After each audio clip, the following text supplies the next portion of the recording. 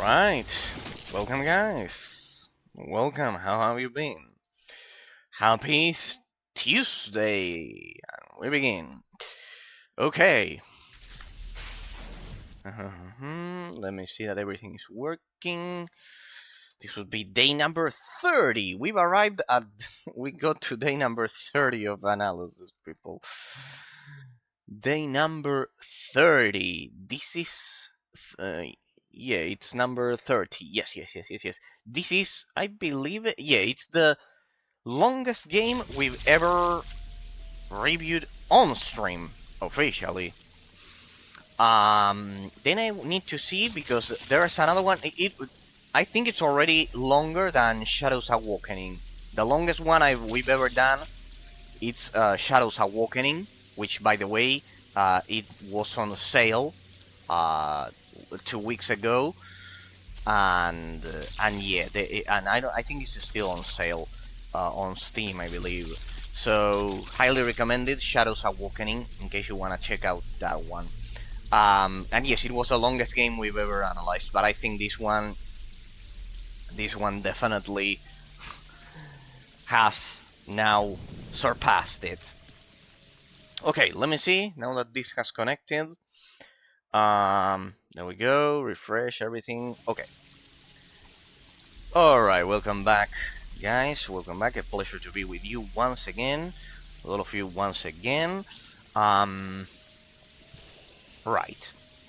Last time, on Thursday of last week, we metaphysically analyzed a lot of the gameplay, endgame gameplay mechanics regarding the stat system of the game, especially the combination of the elemental attack types of our basic attacks and how they compare with our spells, and we did a pretty in-depth analysis of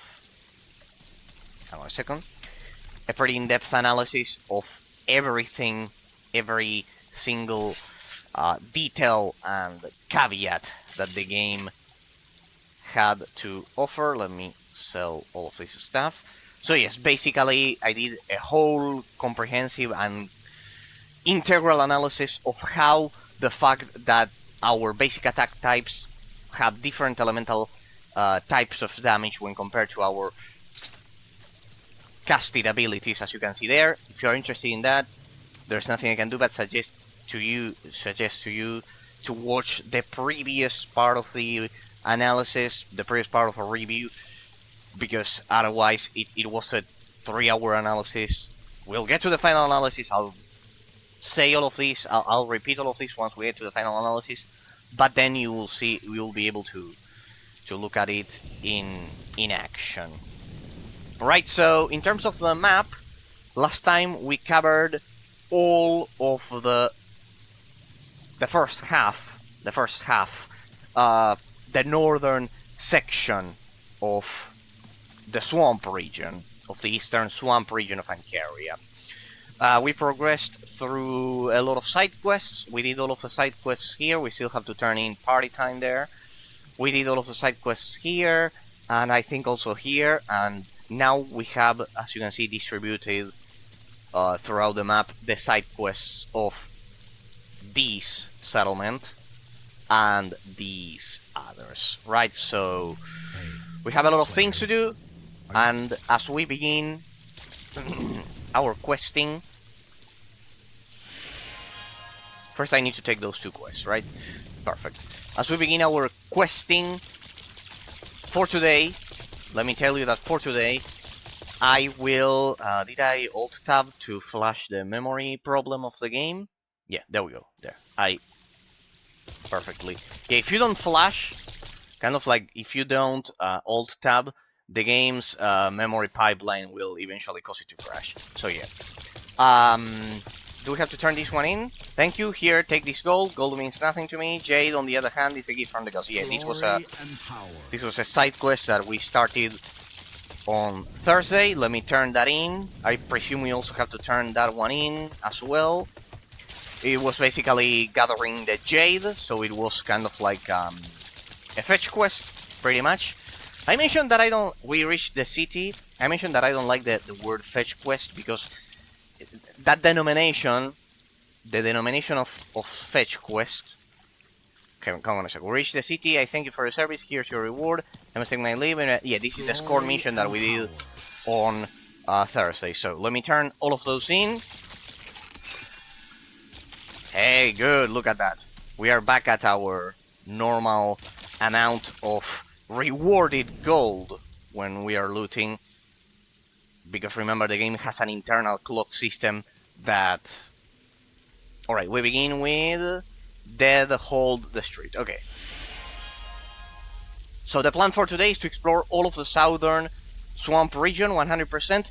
There will be more settlements. It's highly probable. I don't know for sure. But it's highly probable that there will be more settlements along the road. And those will have more side quests. So bear with me, people. We'll explore the southern section of the eastern swamp region today with all of the side quests involved in it.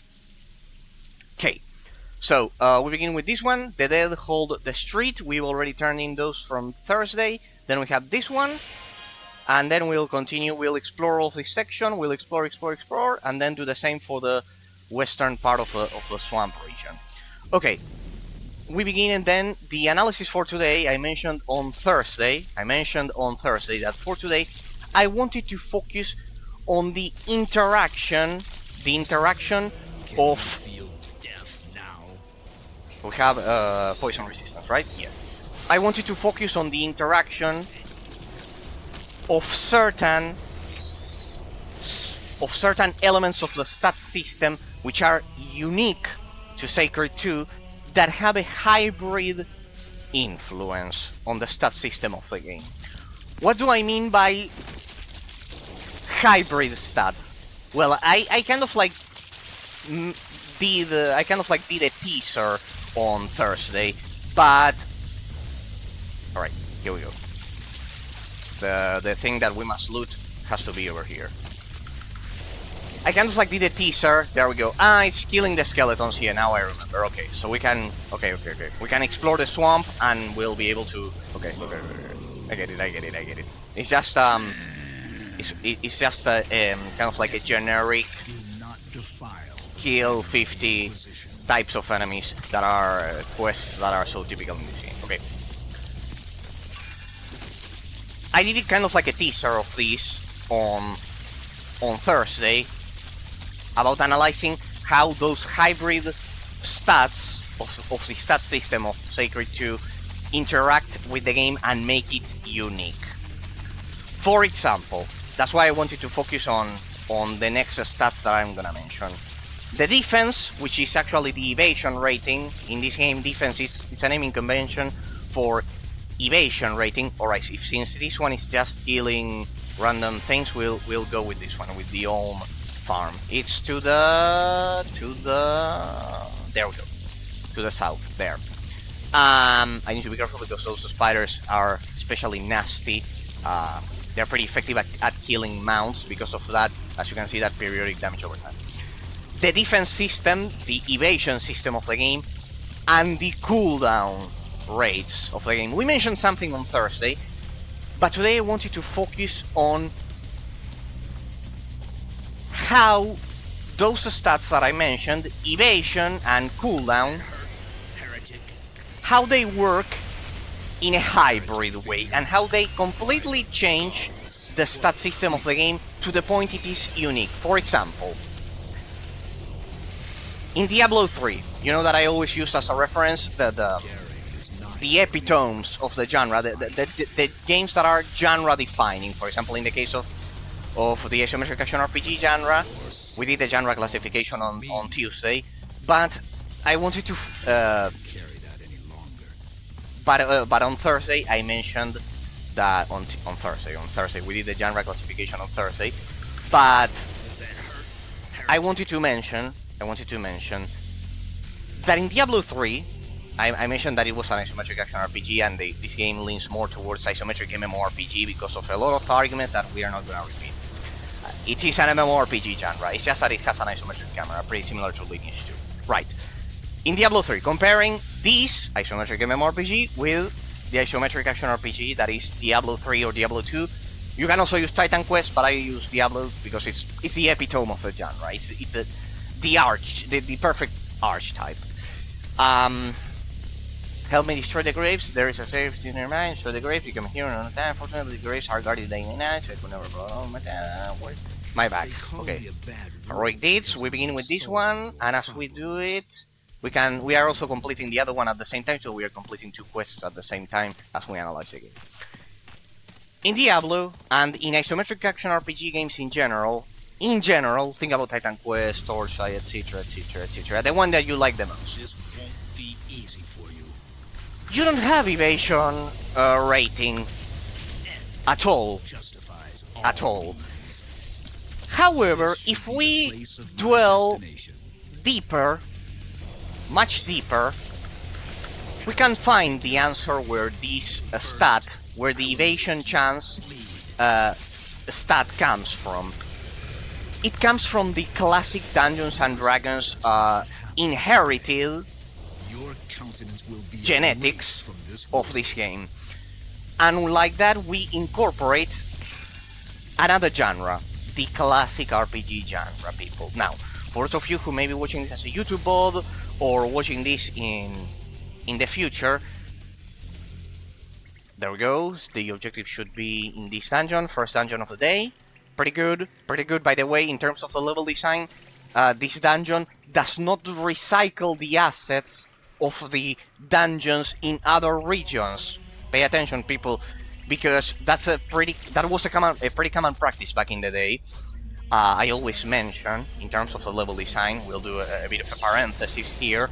In terms of the level design, I always mention how important the transition from procedurally generated level design to handcrafted level design was back during the 6th generation, back when Morrowind, and we could also argue that Grand Theft Auto 3 as well, Grand Theft Auto 3 and The Elder Scrolls 3 Morrowind, how important those two were in terms of changing the paradigm. Because up until that point, I know that nowadays we all take it for granted, reviewers don't care about it, and people don't even think about it, which is honestly sad, because we take those elements for granted, and when you are reviewing a game and you take an element for granted, you are straight up doing it wrong, because you are not even taking into account the thought process behind creating that element, so you are kind of like isolating an element from the rest of the analysis.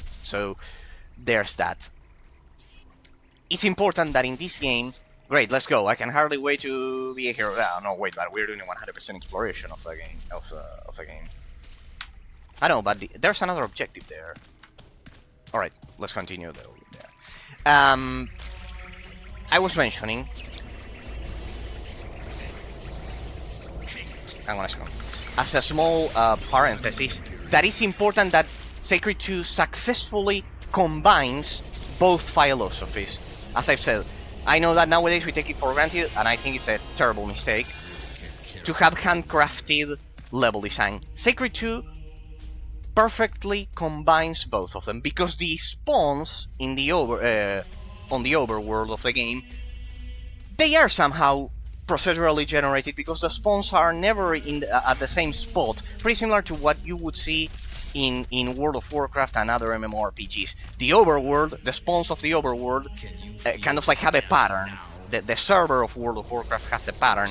Have you noticed that the mobs kind of like rotate between places? I know it's something subtle, I know it's something extremely subtle in terms of the level design, but please people, pay attention, because that is a crucial element, a paramount element when creating the gameplay loop and the influence of the level design on that gameplay loop.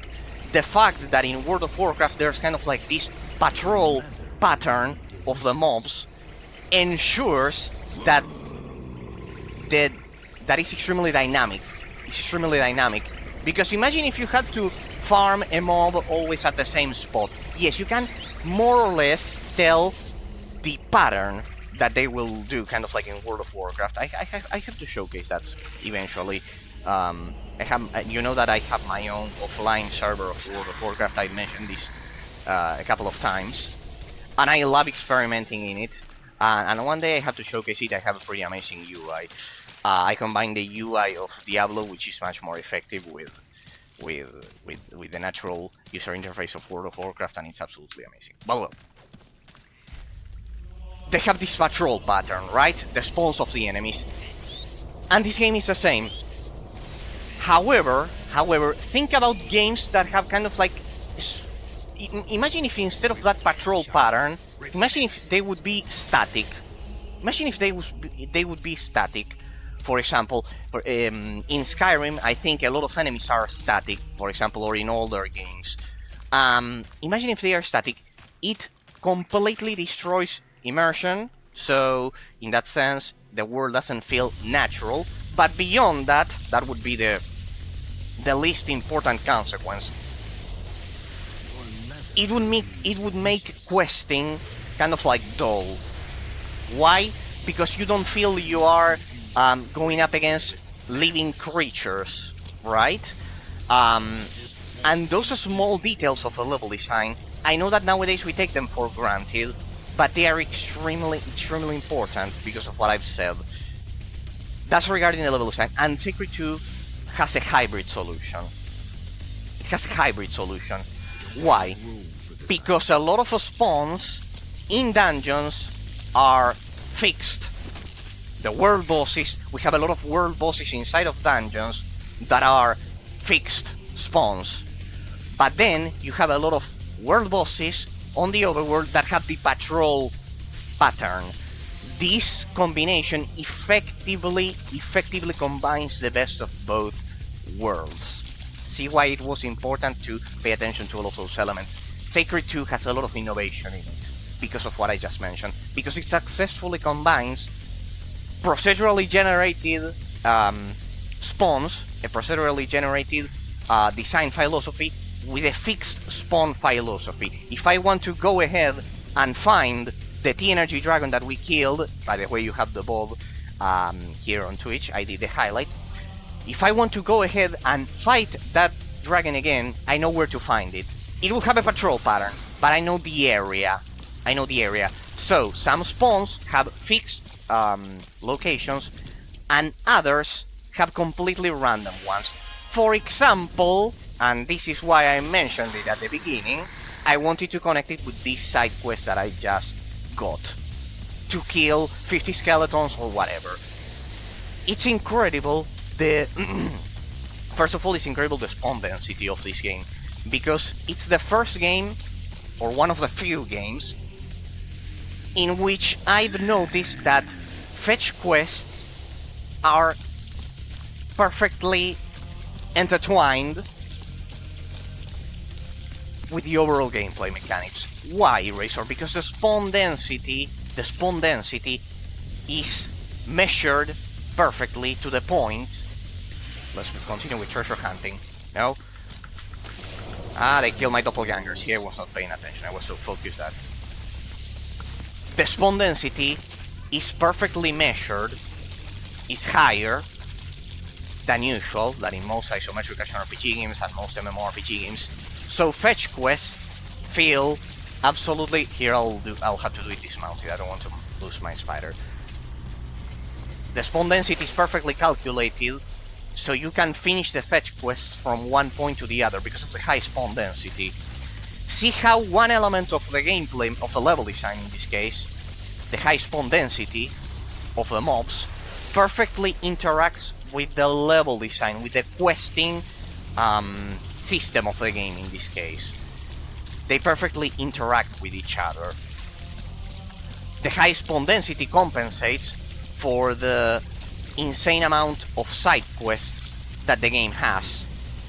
Do not confuse bravery. It allows the player to go from one point to the other perfectly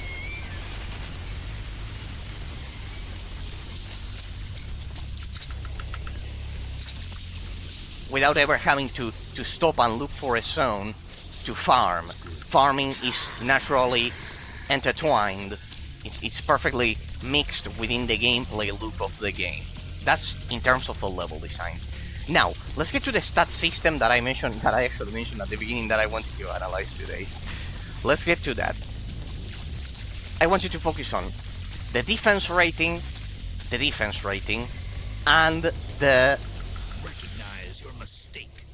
I want you to focus on the defense rating and the cooldown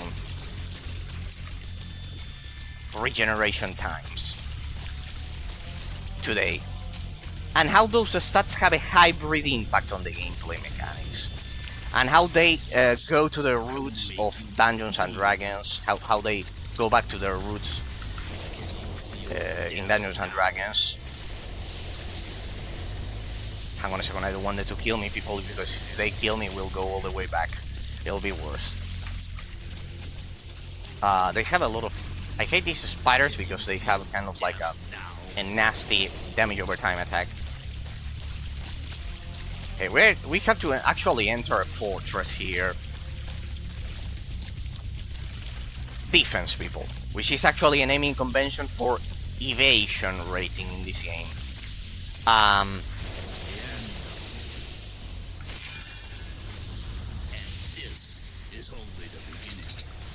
There we go.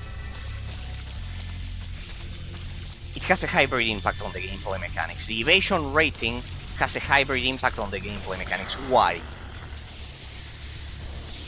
Because evasion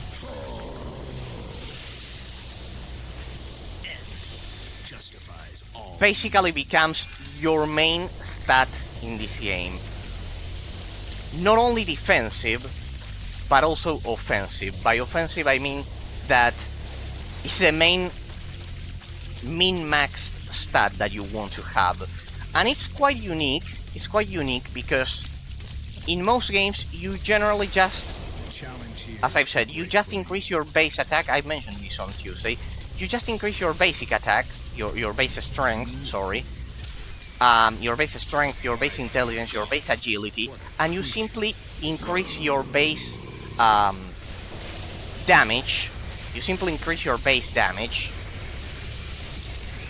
and like that you can pretty much beat 99% of isometric action RPGs on the market. The same goes for MMORPGs. Pretty much most RPG games that you could ever think about.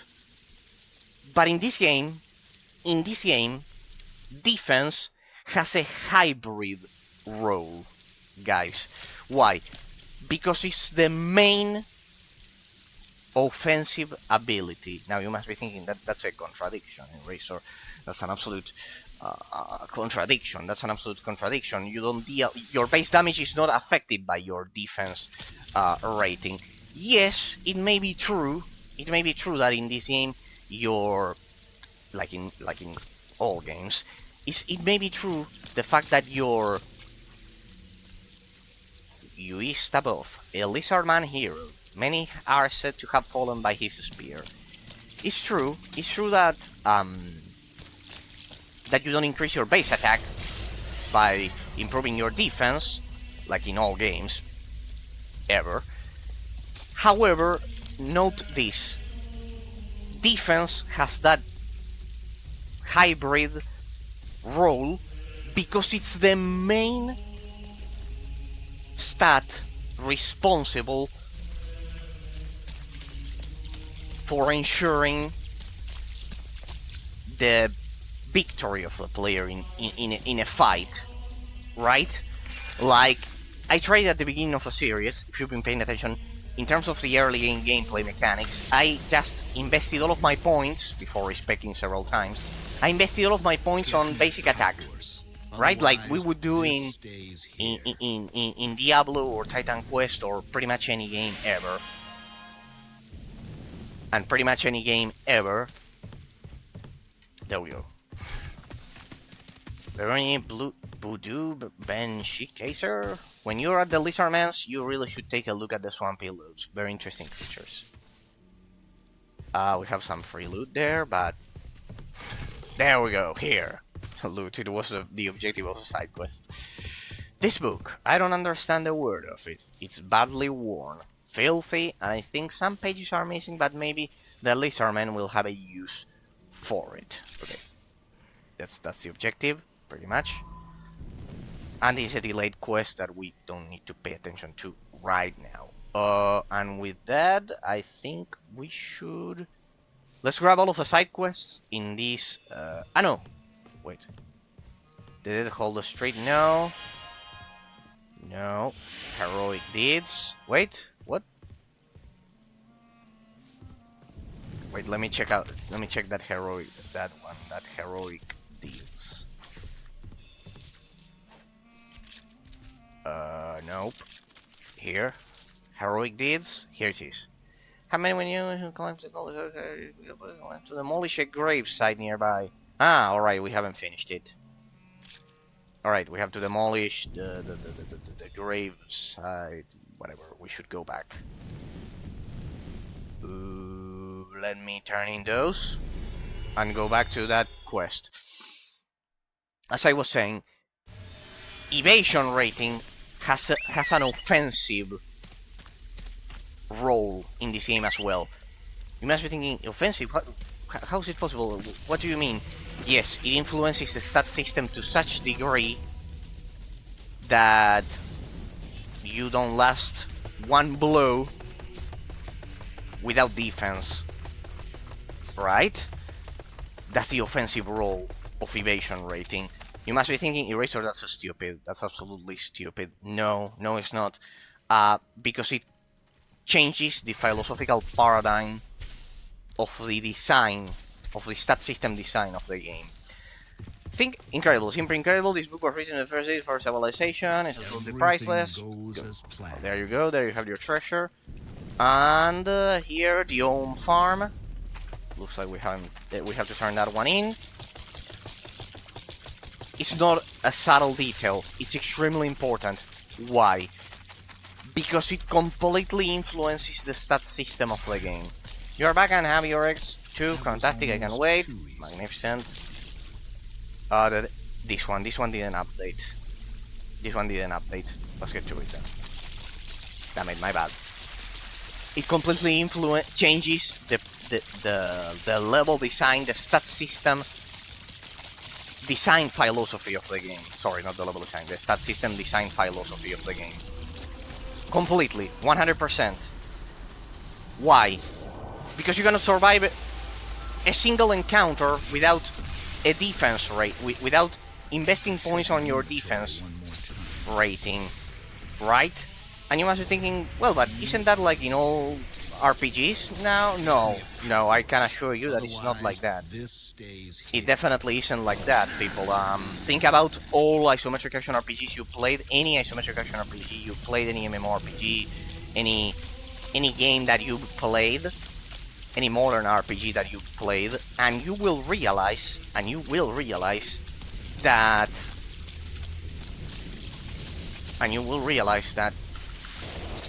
generally 98% of the time what you do is min-max. You just invest points on strength, on intelligence, on I don't know,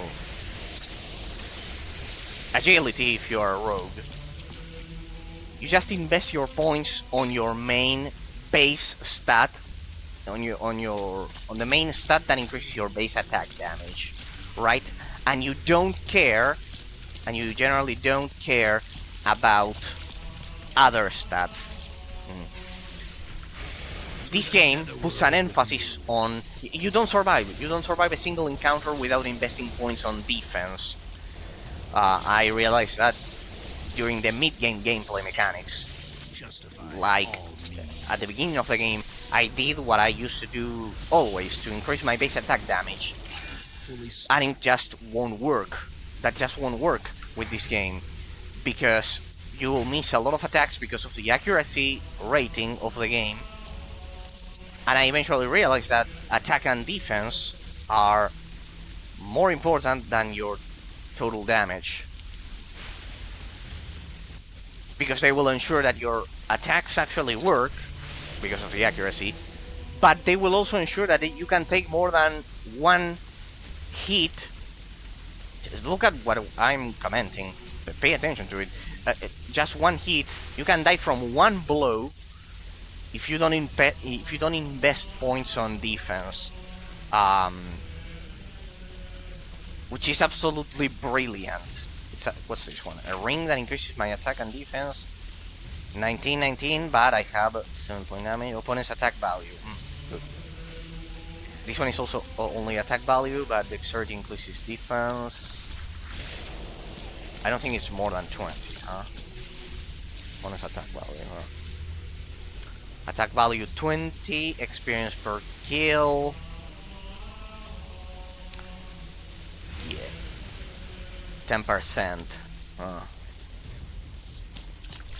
Yeah, I don't know if the best policy is... Yeah, I presume the best policy is... Look at that, it's poison and fire damage at the same time. See, that's what I meant when I said on Thursday that you should always combine your elements. So that's a pretty good elemental system. Hey, that one is pretty powerful, huh? I might think about incorporating that one, huh? That ring. The evasion rating in this game, the defense value, plays a hybrid offensive role as well, because it's one of the main stats of the game. It's one of the main stats, kind of like you cannot survive a single attack from a world boss in this game without investing points on defense. And because of that, as a consequence of that, Newts with weapons. Truly a joke. Because of that, defense rating it becomes one of the main stats of the game.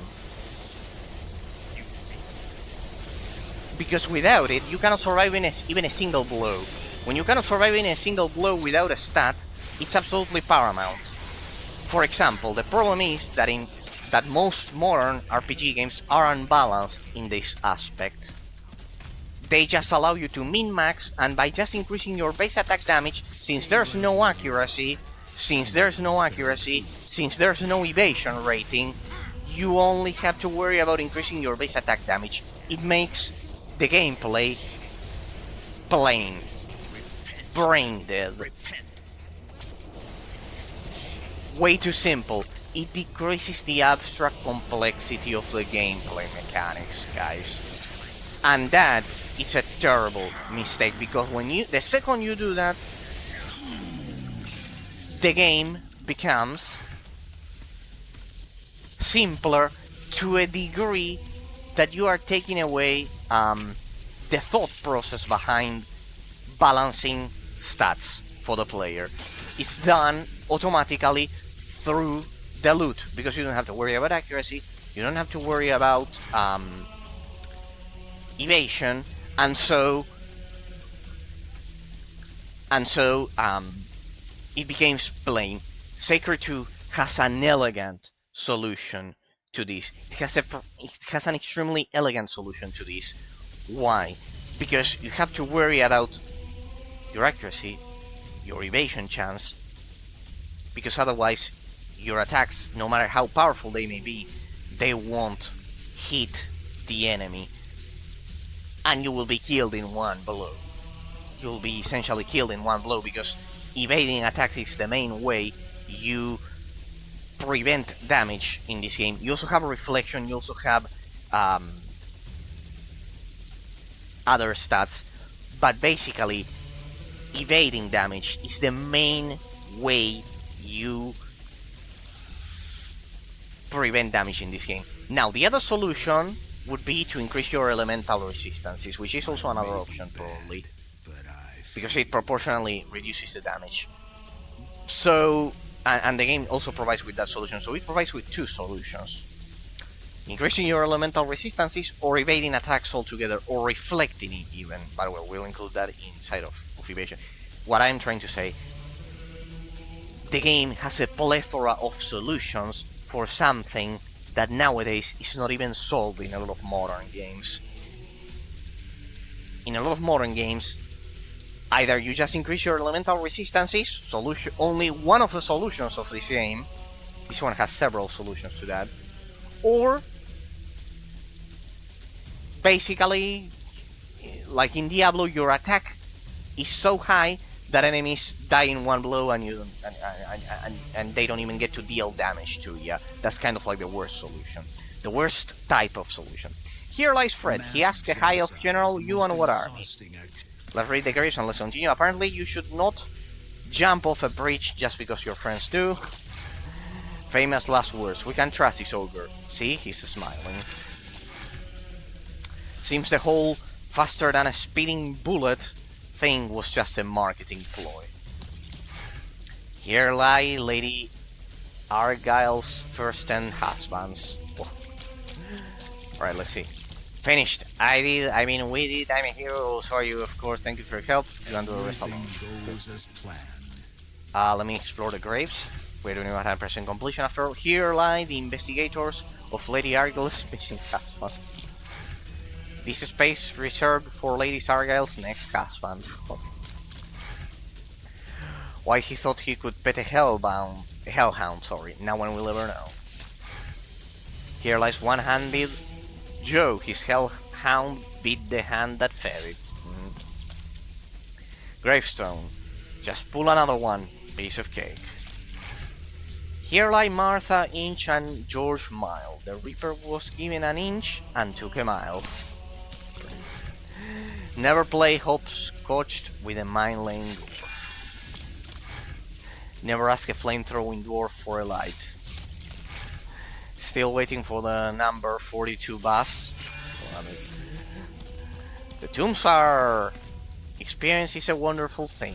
It allows you to recognize a mistake when you make it again. The undead have no sense of humor. Lars' hammer wasn't quite big enough for that last fight. Maybe. Here lies Mirko's post count. Never taunt a zombie by saying, "Bite me." My fake plants died because I did not pretend to water them. Flying Red Riding Hood with a real wolf wasn't a good idea. Okay. I don't get a lot of the references, but they're pretty cool. Reality is the leading cause of stress among those in touch with it. Damn it, that one is amazing. That phrase, talking so much about metaphysical reality, this one is amazing. The philosophical phrases in this game are amazing. Reality is the leading cause of stress among those in touch with it. Amazing one. That one. See? It was well worthy just for that one. Okay.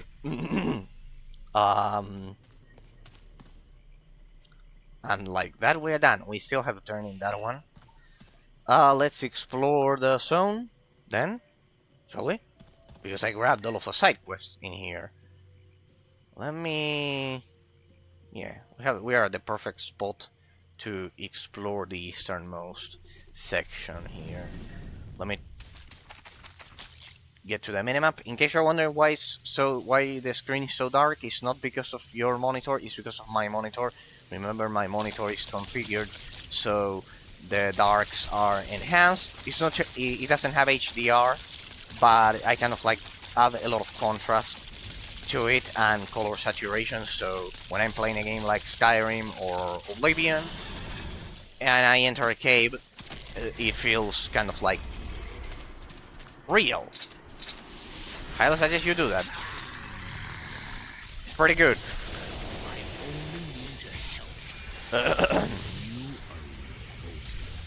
It adds a lot of realism to the game.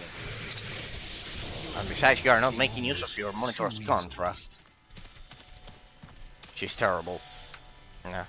Oh, once again, they impaired my movement. They ensnared me. Right. So, see how the evasion stat of the game... See how the evasion stat of the game has a hybrid role that actually completely changes the design philosophy behind the gameplay mechanics of the game. Because now evasion chance is the most important stat of the game.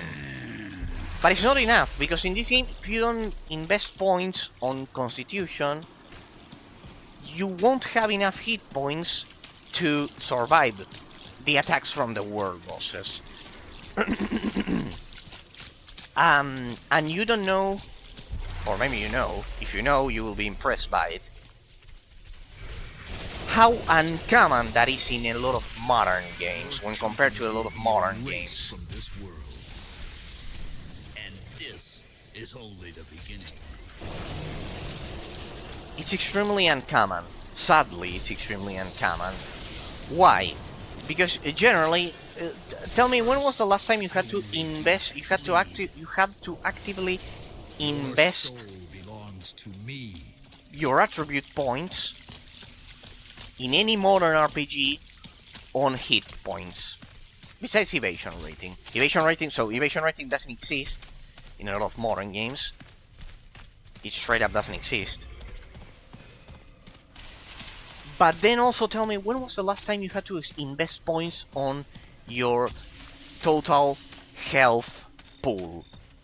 When was the last time, people?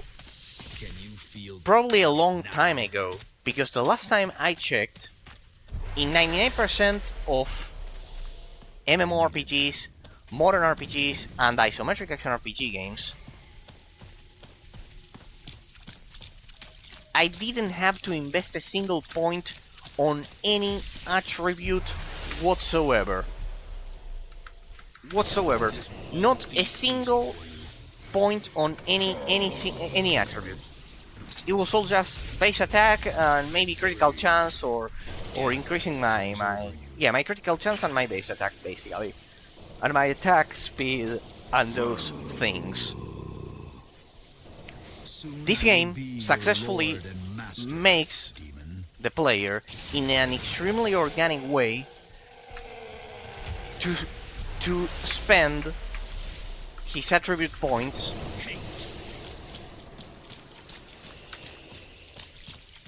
with a balanced philosophy in mind.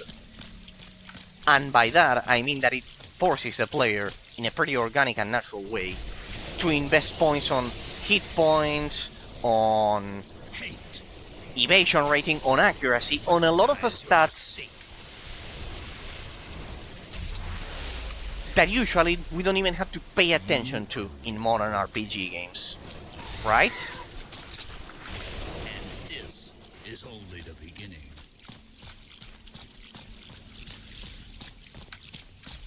And it makes it in such an organic way that is fantastic. Pretty simple and easy. You won't survive even if your attack, even if you deal a lot of damage, you won't survive if your attacks don't hit the target.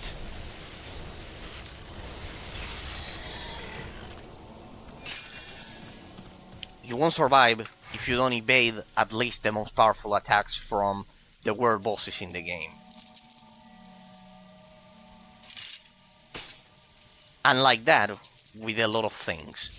So it's incredible how those stats play a hybrid role in this game. You won't survive without evasion chance, you won't survive without accuracy, you won't survive without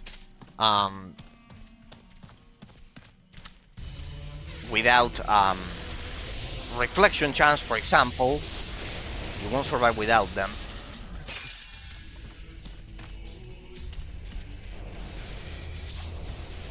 And in that sense, the game successfully blends elements that are not present in other games. That they are simply not present in other games. And I think it's absolutely commendable. It's something ingenious to have included stats that essentially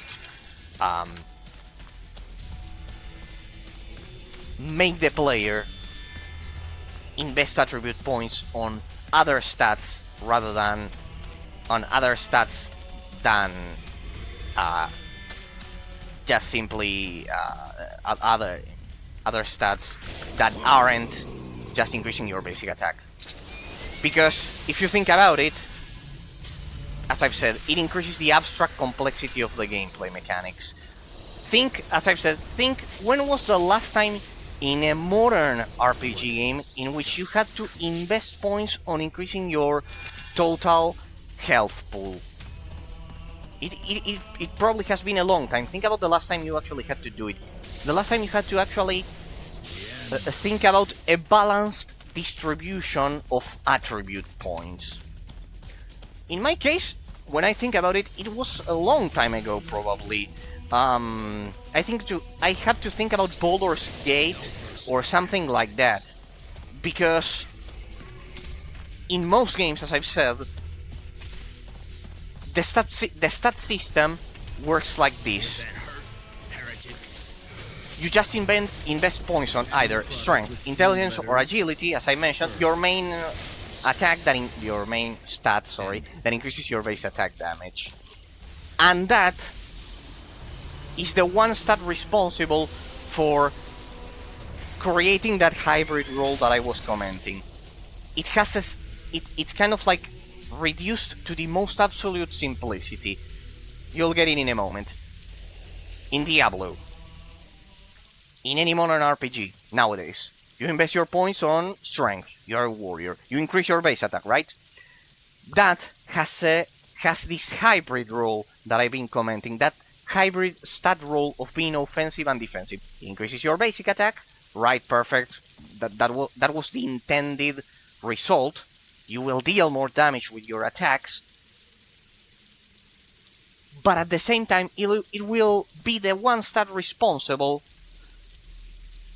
for ensuring that when you are surrounded by enemies, you don't get killed in one blow. Why? Because you deal more damage than them, and you kill them all in one blow. Right?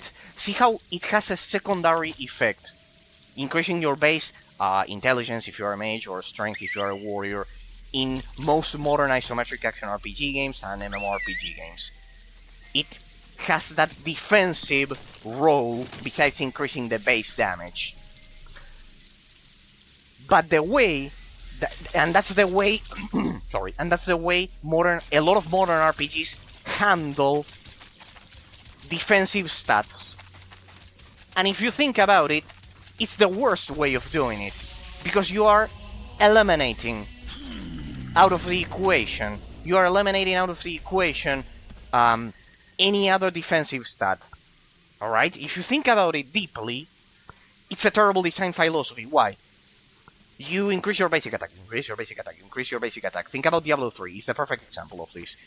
You deal so much damage that you don't have to worry about defense. You are eliminating 50% of the gameplay mechanics at the end of the day.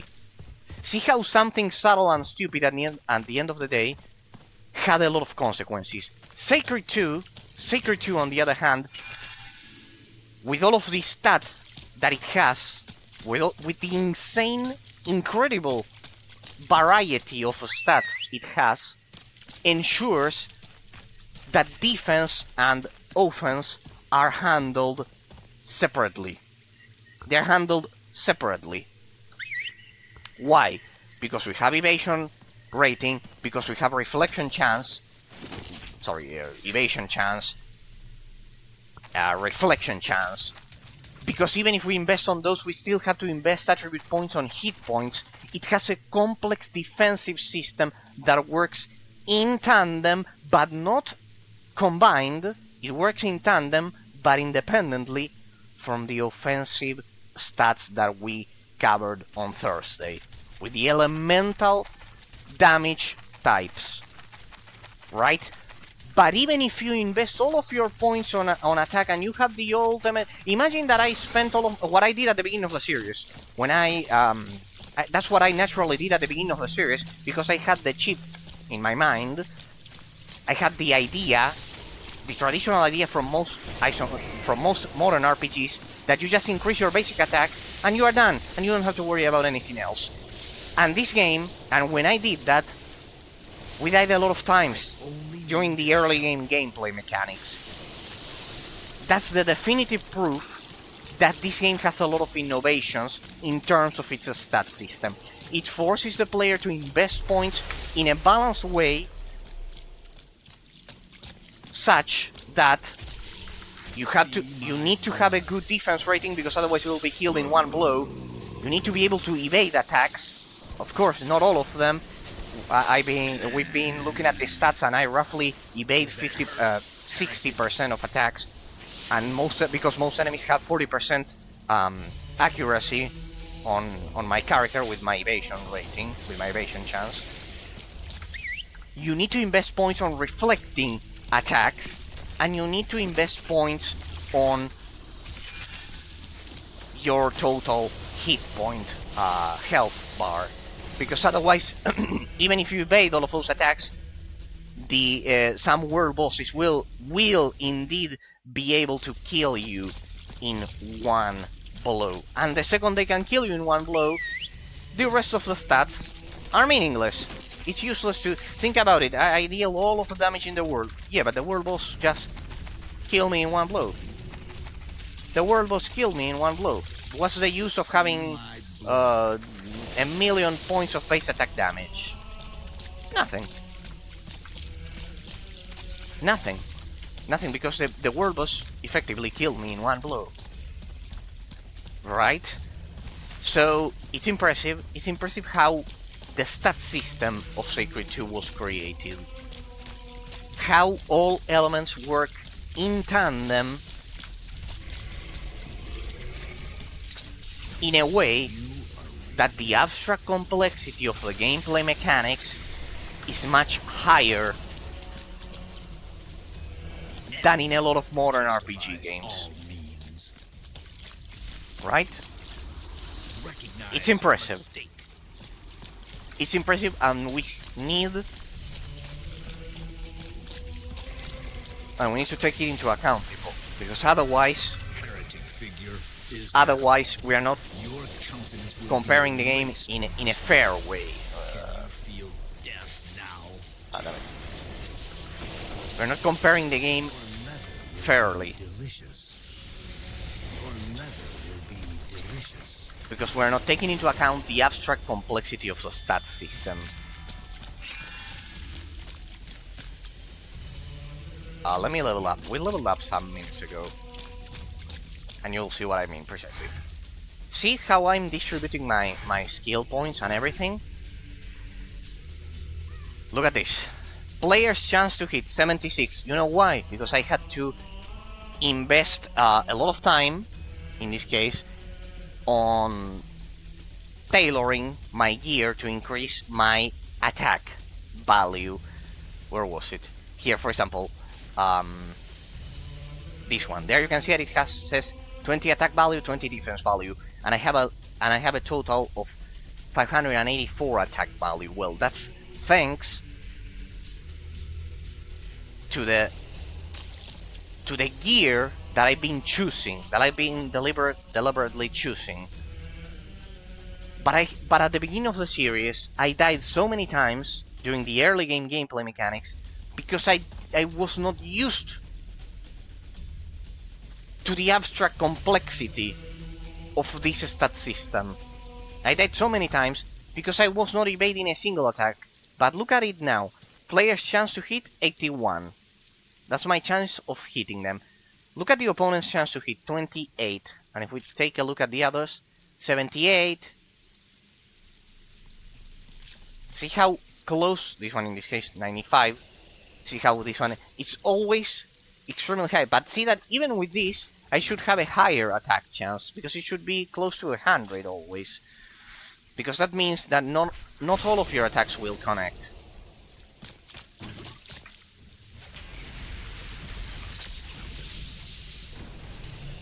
There we go. For example.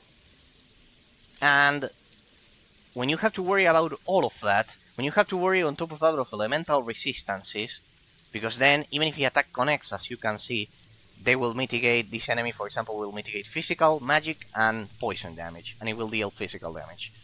When you take all of this into account, the stat system of the game is extremely rich. It's extremely, the abstract complexity is higher than in most isometric action RPG games and MMORPG games. Then, as you can see, let's get to the second stat that I mentioned at the beginning of the stream today. the fact that you can alter the regeneration time of your abilities through concentration and through the specific focuses of the skill tree. So I can reduce my regeneration time with this, and I can reduce my regeneration time with the focuses of the skill tree, and that's absolutely impressive. Because hang on a second, here we have intelligence. The chance that spell hits the opponent with full force. See, for example, this one will increase the weapon, the accuracy of my combat abilities, of my spells. In this case, spells means the combat ability, not my basic attacks. So yes, I for example see that, and I need to ensure. Player, what's up? I need to ensure Are you lacking the right faith? that I have the correct Are you also deserting intelligence there.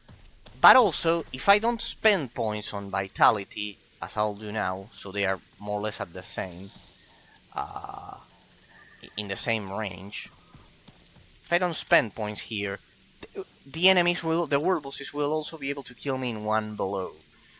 And here we'll reduce the regeneration time. We are at 15.4. We're recovering, and we also get that one. 14.7. Good, we're improving. Where's Purifying Justice Man? We need to prepare this for level 75. We are getting close. 75, right? Mastery at level 75. Yeah, perfect. We need to prepare Purifying Justice Man for that moment. Merciless, the threshold of damage is increased. This one is important. This one, the threshold of damage is increased. There we go. There and there. See how you cannot rely on a single stat. This is the important part. Well, the rest of the things that we've analyzed are also important, but this is paramount. See how you cannot rely on a single stat to be effective in combat in this game. That's the huge difference when compared to most modern RPG games. You cannot rely on a single stat, and when you cannot rely on a single stat, that means the stat system of the game has the adequate variety, has the correct variety in its stat system mechanics. Why? Because you will force the player to naturally think about several stats, thus exponentially increasing the abstract gameplay complexity of the gameplay mechanics, but it will make the experience better, because it won't be simple, dull, and easy for the player to explore. It will ensure that the player has to think about several things at the same time, by ensuring that offense and defense are separated. They are separated. They work in tandem. You need defense and you need offense, because otherwise a lot of bosses, this is another thing, a lot of world bosses regenerate health, so if you don't deal enough damage, you might survive the encounter because your evasion rating will carry you, but you won't be able to kill the boss. You won't be able to kill the boss because you won't be dealing enough damage, so it strikes a perfect balance of stats. You need the accuracy, you need the damage, because otherwise you won't be able to kill the bosses, you won't be able to complete the quests, but you also need evasion to survive. It forces the player in an extremely organic way to find balance. It makes the player find balance, regardless of the level design mechanics that he's going up against a world boss, against a full of mobs, because if you don't have good evasion rating, you'll be killed when you're surrounded by mobs instantly as well. It's not only world bosses. So I think all of the things that I'm mentioning are extremely extremely positive in terms of the innovation of the gameplay mechanics of the game. It ensures that the player will have to worry about accuracy, about defense, about hit points, about elemental resistances, about a lot of things that normally we ignore. I mean, I have a spot there that I haven't explored. I mean, this zone is the worst to explore because of the spawn density and the damage over time. And the damage over time, poison. And the damage over time, poison. The effect that the spiders have. So yes, we also have to you also have to worry about damage over time, as you could see there. Because if you only deal one type of elemental damage, you won't be able to combine damage over time, and you'll go up against enemies that have a lot of resistances. And yes, pretty much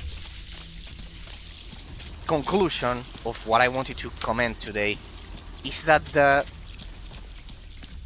stat system of the game strikes an incredibly original and polished balance due to the fact that the defense rating it's a hybrid stat. It's needed as much as your base attack damage to be successful at the game, to effectively play the game without dying, like we did 464 times or something like that. And the second I understood the gameplay mechanics, I stopped dying immediately. The stat system of the game. But that took me 21 days. 21 days. After the 20th day, I got to a point where I successfully understood the gameplay mechanics. And that's absolutely incredible. It's absolutely incredible that a game does not happen today.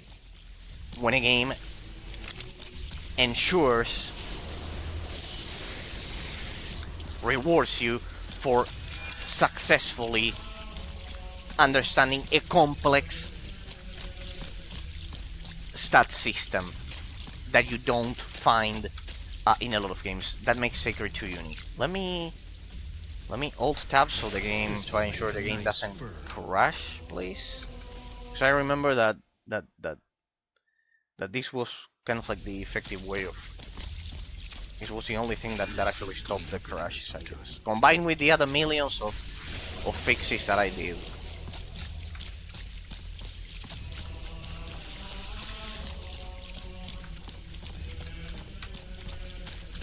Consider that we're playing at unlocked frame rates, like.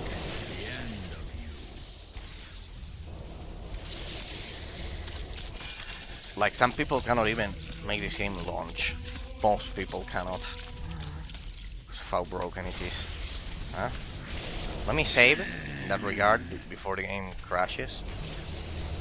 In case it crashes, That's me being a bit paranoid, people. I mean, we have a lot of terrain to cover today, huh? And with these idiots attacking me, it'll take a long time. I need to ensure that I evade those attacks. It's the only way. Easier said than done, though.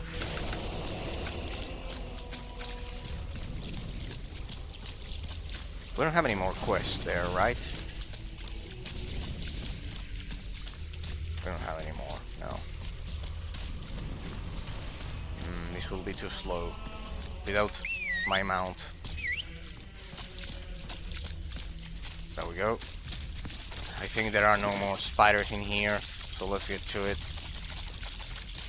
Let's get straight into dark territory, into uncharted territory, to the fog of war. See if we can do something. Nope. Let me teleport. Let's do some quests. What the? It's not teleporting me. What the? You cannot teleport while. There we go. You cannot teleport when you are paralyzed. Well, I guess that makes sense. Okay.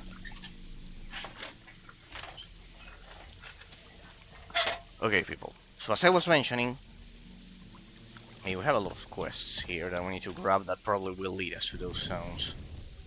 Ah, yeah, I forgot to take the quests. Yeah, I remember this from last time. Yep. Yep. Right. Those will probably take us throughout the area. That's what I thought. Okay, let's grab all of the quests. Let's grab them all, shall we? Accompany me on my rounds. My name is Gagtos. I inspect the water near the T-energy lines on a regular basis, or the watchmen are busy at the moment. What makes you think No, I might wait. help somebody like you? Wait, because in this one we have to score the guy and he probably can die. And we just saw the terrible effects of that last time. Go to the secret rendezvous and slay all the conspirators. I have uncovered a conspiracy, and what a treacherous affair it is. Cultists have been meeting with traditionalists to discuss a way of resolving our differences. Their plan must be thwarted. Those simple-minded reptiles must not be allowed to corrupt the purity of our beliefs. The schism is absolute and eternal. Luckily, I have discovered where they hold their secret meetings, go to a meeting, and all the conspiracies, kill all of them. Feel honored, for I Alright. will help you. I'll do that, I guess. And let's keep grabbing the side quests. We'll grab all of them and then we'll do all of them at the same time. Kill the tribal elder. I want to be the tribal elder. But there are two other tribesmen who are older than me. The tribal elder and his deputy. Just because they were born a few minutes earlier. I have a plan though. Soon I will be the tribal elder, and you will help me. Go to Hagath and Benethon and take them out of the scroll. And they... a scroll that they never return from. Isn't it really fun? God damn it. These lizard men are the most vicious savages I've seen in this game so far. No wonder the Inquisition wants to exterminate them all. They are the most... Hey, look at that. Inside of the tent, you cannot listen to the water. Bring me some werewolf pelts. Ouch, my back. Oh, my back hurts so much. I can feel every single scale. That quack healer recommended I try one of those newfangled mattresses. One that's made with wolf pelts. There are some werewolves lying not far from here. Could you kill a few and bring me their pelts? They call me a bad wolf because I'm solving your problems. Okay, we'll grab all of the quests. We have more of them to the south of the city. So let's grab all of them before we depart. So we can... So we have all of them, right? Accompany me on my rounds. No, this one, except this one. I will keep that one for last. So you want to go for a stroll with me? How lovely. I'll be glad to join you. Damn it, shit. A walk with you and my friend here. How do I... No, shit. I want to grab the rest of the side quests, please. I want to grab the rest of the side quests. Bring 15 identification discs to the priest of Hissil'Ta. A long time ago there was a huge battle in this area, us against the humans. Nobody knows why they were fighting or when the battle took place exactly. But the dead are still roaming around this area, soldiers, hundreds of them, and all of them still have their identification discs. Dog tags, don't you understand? If the native lizardmen get them, they'll build memorial shrines so the dead will be remembered for all time. We have to prevent this. Please go and destroy the undead. Bring 15 identification discs to the priest in Hissil'Ta. He'll destroy them all at once. Whatever. You are indebted to the Inquisition. You need dog tags, I get it. Take this sermon to the family elders in the nearby villages. What terrible times we live in. Wherever I look, I see nothing but wanton depravity. Drunken celebrations abound. Harvest festivals. Cider festivals, family celebration. Our society has lost its sense of purpose. The gods have been turned into little more than extras in some great theater, or worse yet, into ringside spectators of this despicable orgy we call life. It's high time we remembered our place in the scheme of things. You can't come to your senses when you're always drunk. All these festivals must end. Here, I've written it all down in this sermon. This message will be taken at once to the elders in the nearby villages. Would you do this for me? In the meantime, I'll finish writing my next pamphlet on the importance of The chastity. Inquisition is said to be heartless. This one knows what he's Prove doing. to you otherwise. This one knows what he's doing. He has a clear idea of what he's doing. God damn it. Go to the cultists and find out more about the battle. In case you're wondering, I'm agnostic. I'm an atheist. I don't believe in God. Oh well. He knows what he's doing. My name is Hushian, and I'm a historian, and I have studied the history of this region for many years. As you perhaps already know, the lizardmen and the humans fought, but I do think that Catholicism, Protestantism, and all kind of like Western religions have had a positive impact on society in terms of the culture and the changes they brought to society. They kind of like make it more solid in terms of. There's a great book by Zygmunt Bauman, a British Polish philosopher. I think he's still alive. He was 93 or something like that. I know. I think he passed away some years ago. He was 93. That perfectly explained it. Explained this. It was called Liquid Society. It perfectly explains how you can be kind of like an atheist, but if you destroy the cultural improvements that religion has brought to society, you're pretty much destroying a lot of what makes a society solid, right? Because you're pretty much destroying the morality system of a society because there's no morality. In that sense, the morality it brought is it brings is extremely positive in terms of Western religions. I'm not talking about Eastern ones. But yeah, you can, for example, not believe that God exists, but you may believe, as I do, that religion does bring a lot of solidity to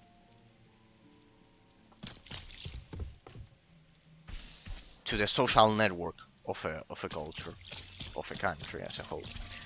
No very little of senile, as a passage of time, there are rumors that the cult of Nameless Ways, the dead, who have the corporate vegetarian, yeah. The Inquisition is said Starting to the be past, and we have I will one prove to you more over otherwise. there. I mean, what a huge city they have here. This is kind of like the capital of the lizard, man. So yes, pretty much, it's like that. Because otherwise, without culture, without the inherited culture of religion, you are basically destroying the moral system of a country. Like everything becomes kind of like relative because there aren't precisely any objective definitions, and it doesn't have to do with religion at all. In that sense, you can be kind of. It's what we call a pure realism. That's my stance, kind of like pure realism. It's all of the positive perks of metaphysical realism, of all of the medieval improvements it had, that it can perfectly tell the difference between metaphysical reality and mental perception without incorporating God as an element, right? It's very difficult because most realists are also religious. It's difficult to find a realist who isn't religious. It's difficult. But well, here we have one right in front of you.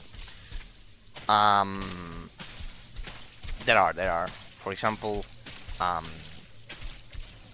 as I've said, Zygmunt Bauman was quite close to what I'm mentioning. Kill the alchemist and bring me his recycle. his recipe. The cult has a problem and is willing to pay a lot of money to make it go away. I can tell that you are interested. Good. Apparently an alchemist has come up with a potion that has the same effect as marigolds. This would give the lizards who fight the cult a considerable advantage because the potion can be used in winter when marigolds aren't available. Obviously, we can't allow this to happen and will pay you a generous reward if you alchemist a potion which is the I give you hope. Alright, let me grab the rest of the quests, guys. Let me grab them because... Okay, so there was one. There were two more. That one and this one at the entrance. We'll leave this one for the end because we have to score that guy and that one. So yes, today I wanted to cover the stat system that I just mentioned in the past hour of the game because I think it ends up being an extremely balanced way of creating a rich stat system. There we go, through here. I was wondering, when can I jump the fence? When can I jump the fence? When can I jump over the fence? Jump over that fence. When can I get through it? When... There we go. Wait. Give me Karak's head. Have you heard? I put a bounty on that little tadpole, Karak. He was always breaking the cult's rules, and that is going to stop now. You should care if you want a chance at the reward. An entire band of hunters has even come from far-off lands to try and earn my money. Bring me that traitor's head. Be prepared Sure to thing. pay the price for this deed. Blinded Fool. This is a delayed quest. That is probably part of a main quest, so we'll ignore it. I've learned to identify those, and with that I think we are done. Yeah, I think we grabbed all of them. It's a pretty huge... This kind of like the capital of the lizard, man. Alright. Perfect, see, I told you. They all basically make you go around the place. Which is precisely what we're gonna do right away. This one? Mulder the Skeleton Warrior.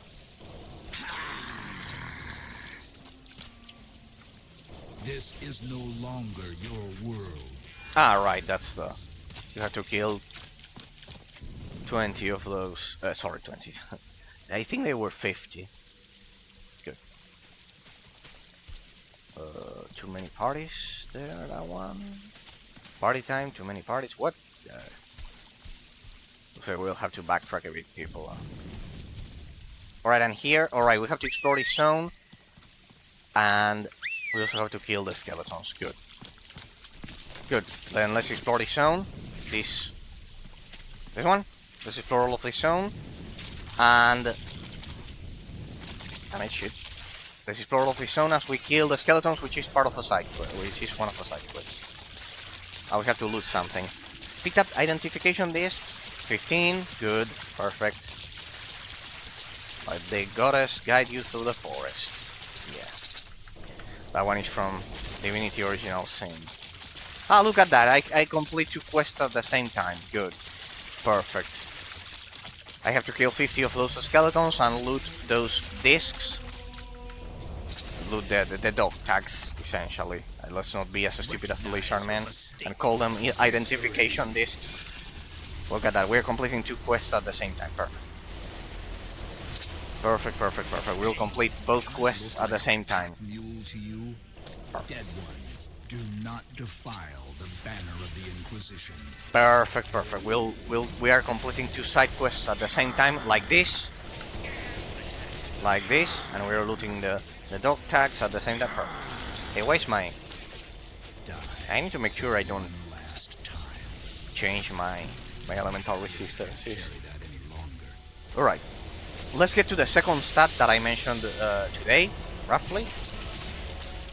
But yes, basically today I wanted to focus on that. It's incredible how the stat system of Sacred 2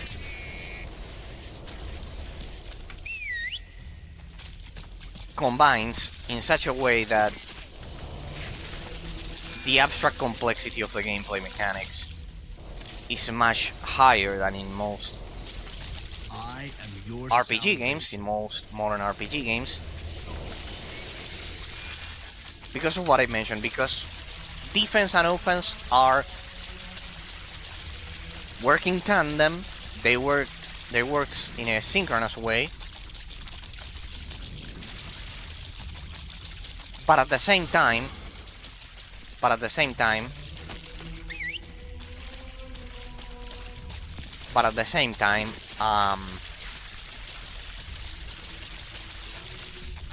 they're separated. So you have to worry about a lot of stats at the same time. Everything that I've been mentioning, up until this moment. Right. It was to the other side. Yeah, we also have this zone unexplored. We'll leave it for later. So yes. Now there's another stat. That I wanted to focus on. That also has that role, which is the regeneration time. The cooldown. The cooldowns of abilities. Something that we usually don't pay attention to. On Thursday of last week, I said that... Recognize your mistake. I said that being able to manipulate, to modify, and to change your regeneration times, your regeneration times was quite uncommon. You generally cannot modify certain stats in a game. For example, in Diablo or in World of Warcraft, you don't change your cooldowns. You don't change your cooldown times in general. Generally don't change your cooldown times. If you play Diablo or World of Warcraft or whatever game, a lot of modern games that you can think about, you don't modify your regeneration rating, your regeneration times. I use that in case you're wondering. I always use rating because in Star Wars: The Old Republic, which is my most played game of all time,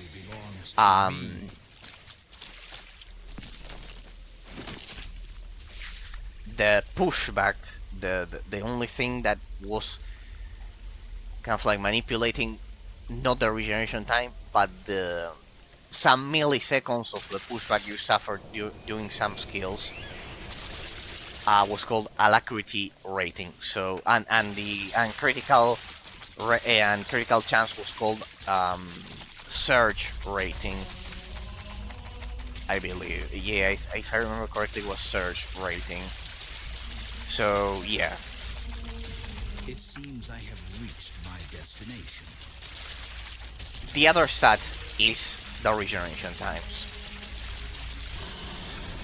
In this game, you can freely manipulate the regeneration times, which is something uncommon.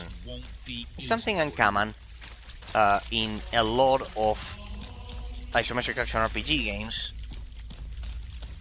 to be able to reduce your cooldowns, your regeneration times, because generally that would straight up break the gameplay mechanics of a game. But in Sacred 2, it doesn't. Heretic. It doesn't. You can reduce your regeneration times, and it will be another one of these hybrid stats that I mentioned, that basically you need them to create a balanced distribution of attribute points. You need to reduce your regeneration. You need to reduce your regeneration times, because otherwise you won't be able to cast your attacks. And if you are not able to cast your attacks, to cast your abilities, sorry, you'll only be able to use basic attacks, and that has a lot of consequences that turn regeneration times, an essential stat of the game, just like evasion, just like accuracy, just like base damage. Regeneration times, sorry, it's another needed stat that you need to progress through the game. So look at how many stats we've been mentioning that have that hybrid role that I mentioned at the beginning of the stream, people. And compare that to simply increasing your base attack damage, and that's it. And that's it, pretty much. You just increase your basic attack damage in Diablo, in World of Warcraft, just as I mentioned at the beginning of the stream. And that's pretty much it. That's pretty much it.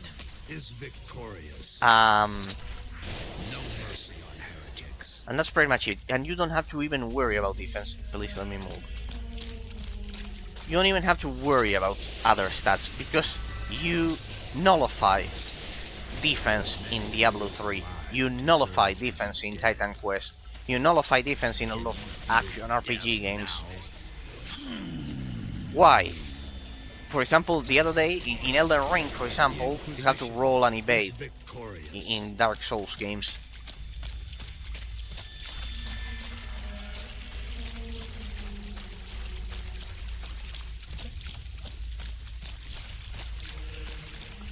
But you don't have to worry at all about your evasion rating or anything. Like, it's an extremely poor stat system if you think about it. In Diablo 3, just increase your basic attack and your criticals, and enemies will die so fast. That's the problem. Enemies die so fast that pretty much you don't have to worry about defense, and that's a problem. That's a problem, guys, because you're, as I've said, you're nullifying, you are eliminating 50% of the gameplay mechanics, because you only have to worry about attack damage. You only have to worry about offensive stats without worrying about your defense at all. So if you think about it,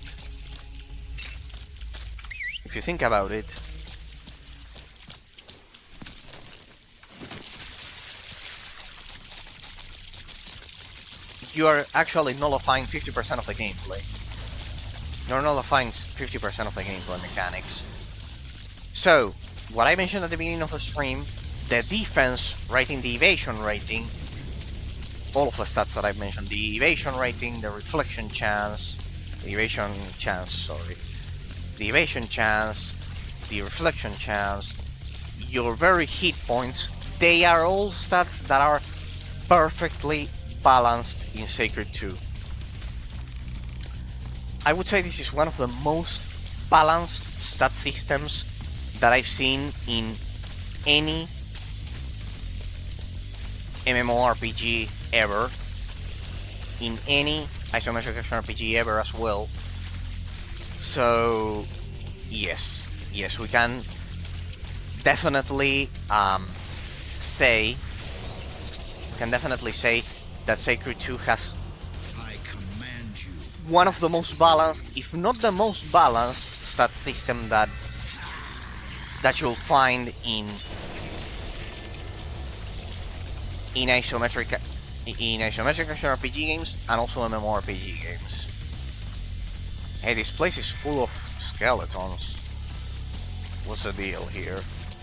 This is the kind of like the zone of a big battle that is cursed, that you're supposed to farm your stuff. Right. Good.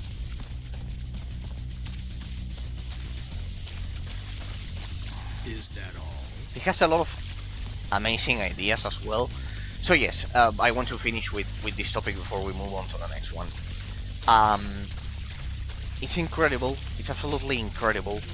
Now that I've got to the endgame gameplay mechanics and have a comprehensive understanding of the stat system of the game,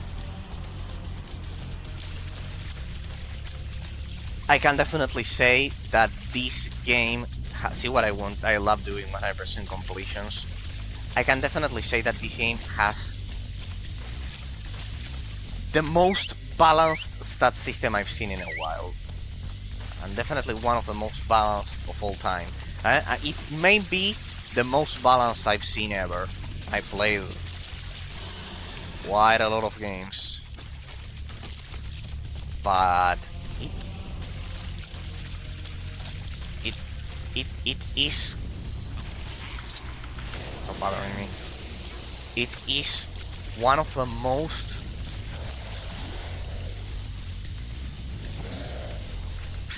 balanced stat systems ever, that's for sure. Why? Because of everything that I just mentioned, people.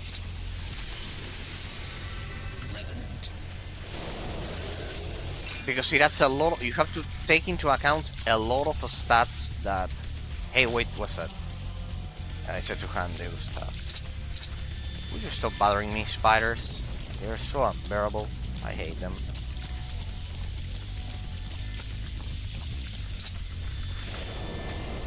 Get out of here. And the regeneration times. First, I will make you. And the regeneration times are also quite important because they affect, as I've said on Tuesday, they affect both offensive and defensive stats. If you think about it. What? Eraser? Yes, indeed.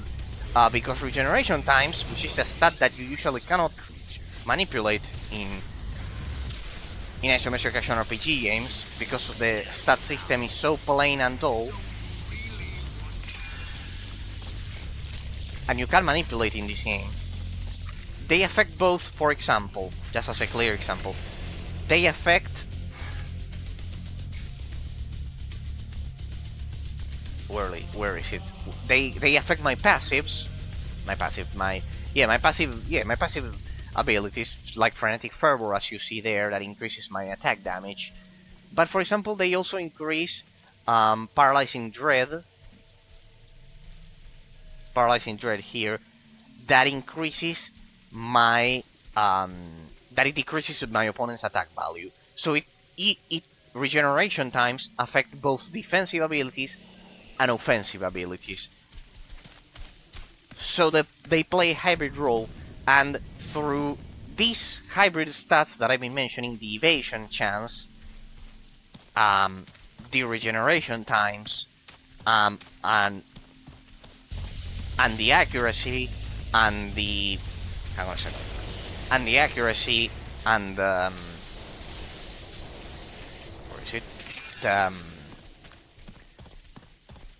Which was the other one? The reflection chance. With all of those stats, this game affects a lot of... It has a lot of stats that are hybrid, that affect both, that work in an offensive but defensive way, because of what I've just said. Evasion chance is also your main offensive stat, because without it, you won't survive a single assault against a world boss and against any mob, because you'll be killed in one blow. So see how the focus is changed from increasing your basic attack in terms of the offensive stats of the game to increasing your defense so you can survive, or increasing your accuracy so most of your attacks connect, or your defense so most of the enemy attacks fail. They have a hybrid role, and this hybrid role system is the one responsible for allowing that separated stat system, in which you have to worry about more stats besides increasing your base attack damage, right? So it's absolutely incredible. It's absolutely incredible, and they perfectly work in tandem. Increasing your basic attack damage is one thing, and increasing your evasion chance is another, and you need both of them, and they all perfectly work in a synchronous way. They complement each other in such a way that you need to invest on all of them. So good. good, because that makes a rich and Let's see. amazing experience for the player, because it increases the abstract complexity of the gameplay mechanics of the game. That's the thing. Okay. With all of that said, people, let's continue with our. Let me see how the connection is doing. Let me see how the connection is doing, please. For a sec here, I want to check that the bitrate is correct and the category and everything. Let me check that it's working. Yeah, perfect. It's working. There we go. All right. So with all of that, we now have a comprehensive measurement of the gameplay, of the abstract complexity of the gameplay mechanics of the game and the stat system of the game, which is extremely important. But well, I want you to finally close this chapter in terms of the stats and everything, and the abstract complexity of the stat system of the game. Right, let's get to it. Guards, help, negotiator, whatever. Have to kill all of these guys and whatever. I'm honestly not paying a lot of attention to the Stay right where you are. to the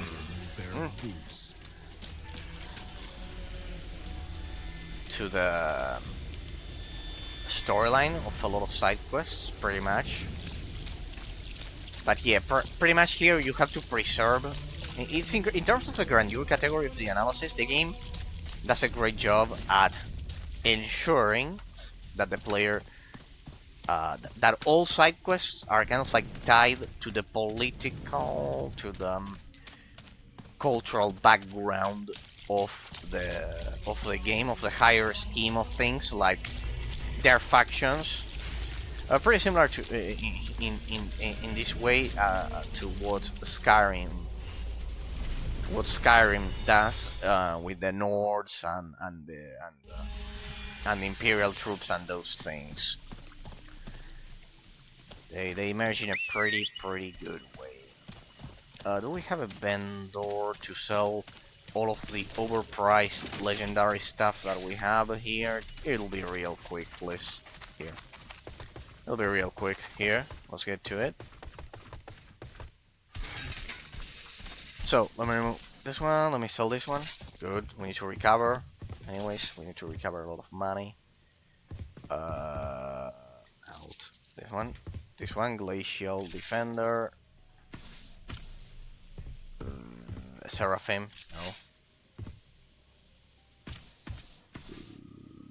Scepter. Hafted Weapon. It's a mace, actually. It's called a scepter, but it's a mace. We sell this stuff. Dryad. Forget it. Temple Guardian. No. Long Staff. Forget it. Tactics Lore. Toughness. Potion Vandal. I love how I never used potions in this game. See, for example, I didn't get to invest any points on spell resistance, but that would probably also reduce the damage I take from enemy spells. So good. There you have another stat that could potentially increase your defense, and with the sum of all of those stats, you finally get a balanced stat system in which the gameplay mechanics of the game work in such a way that you have to distribute all of your points in a balanced way. Okay. And I think that's one of the crowning achievements, one of the most important aspects in terms of innovation that this game does. The complexity, the abstract complexity of the stat systems and the gameplay mechanics, right? It's absolutely brilliant. Absolutely brilliant. Okay.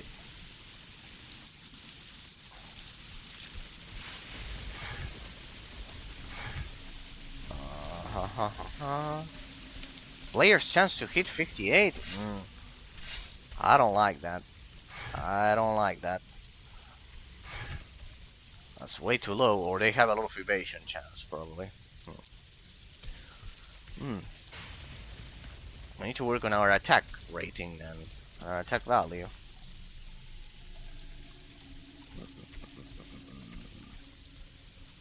Well, we had that ring. Wait. We had that ring. An aura of power. Bartender's ring. 7.87, there we go. 8.3. Emanates from Thanks. 7 point. Attack value 10%. That one is pretty good. Attack and defense value 20. Opponent's attack value. I mean, we need to increase our attack value, huh? This is unacceptable. There was a huge change between this and the previous section. In the previous section we have close to 90%. I think it's a type of enemy. I think it's the lizard men who have a lot of evasion rating. Opponent's attack value is kind of like the same as reducing my opponent's chance to hit. So this one is pretty good actually, huh? This one attack value 20%. Let me see how it affects this one. Right, it's a terrible idea. But this one, what about this one? Ah, but it increases my damage by 7%.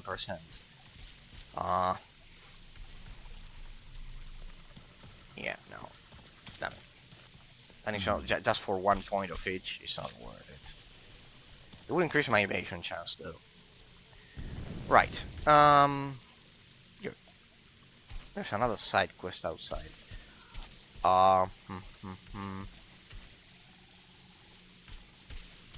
We have 3 resurrection monoliths there. Let's begin with this zone. We should in fact explore this northern area first, because it's kind of like, so we can have it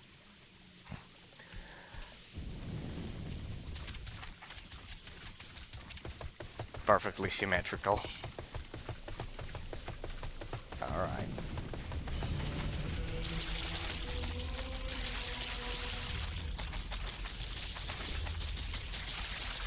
Hey, at least here probably we won't go up against the spiders and we'll be able to explore it faster.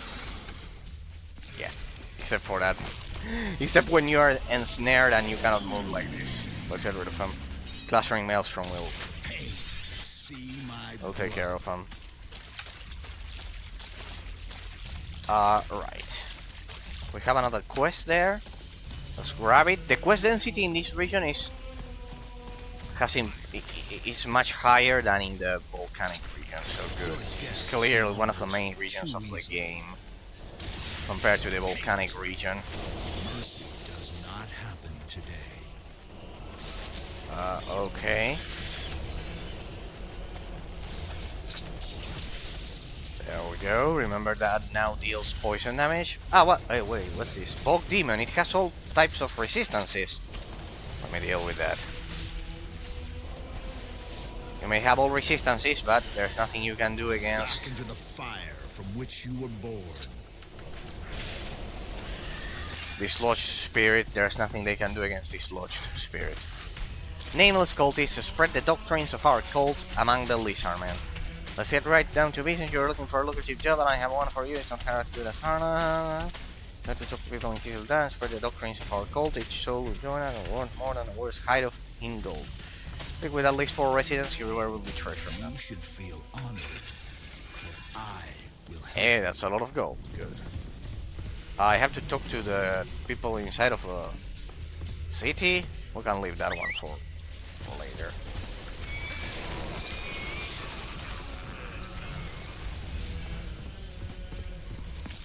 Okay. We'll leave this one for later. I mean, I've already spent a lot of time at the city, and I want to explore the rest of the area. Then we can deal with that. Uh-huh. I see a side quest there. What's going on? Run, fools. What the? I have to turn in a quest? Ah, yeah, the guy that we had to take for a stroll and kill him. Or something like that. What? Oh, I understand. You intend to kill us. Well, it won't be easy. Die.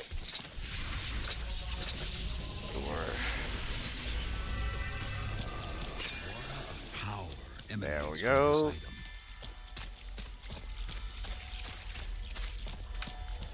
There we go. And let's get to the main quest and the dog tags. Can you feel death now? Move it, people. Move it, please. Move it, swamp creatures, please, so we can move. We can go over there. Let's make use of our exploration radius, so we can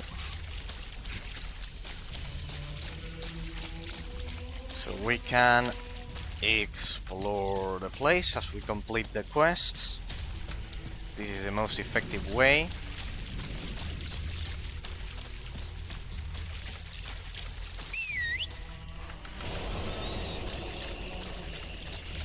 There we go.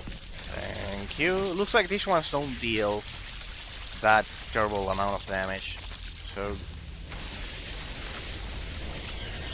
as long as they don't snare me, I can just explore the place freely. Let me move, please. Let me move. Let me move. There we go. And we have all of this corner explored. Perfect. We have all of this corner explored. Good. There's another town, another settlement here. Hissil'Ta. Oh, it was a settlement after all. Inside. There we go. Perfect. This should be the place of my destination. And our base of operations. There's the main quest, which we're going to completely ignore for now. What do you want? Seek out the Oracle and bring us the answer to our question. We have an important decision to make that will affect our entire future. A decision of such consequence that I can barely fathom its many implications. This decision is so fundamental that we cannot... What the fuck? There was a spelling mistake there. That we cannot make it alone. We are cannot... What the fuck? That we are unable to make it alone, or we cannot make it alone, but not that we are cannot make it. This is a typical mistake from first grade of learning English. What the fuck? We cannot make it alone. We must decide whether to continue eating, not ending, our traditional evening meal of toad pork, or to move with the times and adopt spider ragout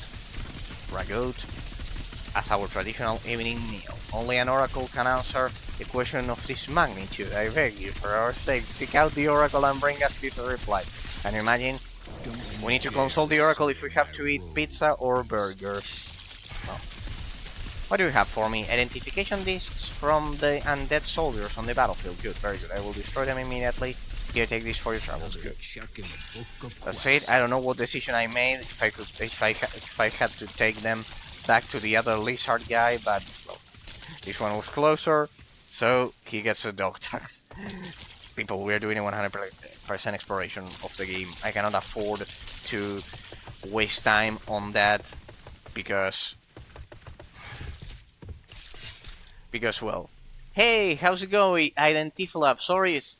Hello, sorry for bothering you. No, you are not bothering. I want to offer promotion for your channel, viewers, chatbots, etc. at the price low. Yes, I know a lot of people have told me that there's a lot of you. I convening for the management panel, etc. Yes, I thank you. Thank you for enjoying the stream. In case you are also watching the stream and my review, I'm not interested in the on that offer. A lot of people have told me that I'm not interested in promotion and those things. I want to grow the channel in a natural way. Thanks for worrying about it, but in case you are not a bot, please talk in the chat. Otherwise, please, I'm not interested in those things.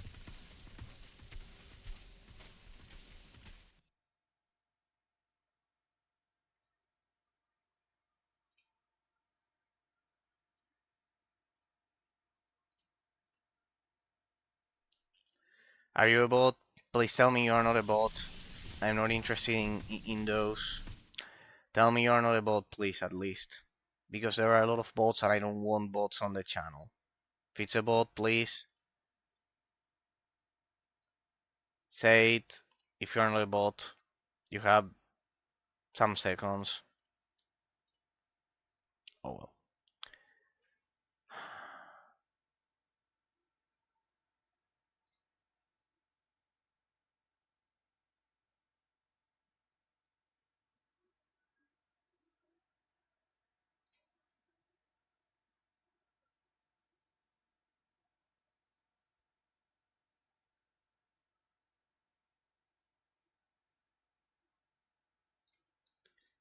How do you remove it?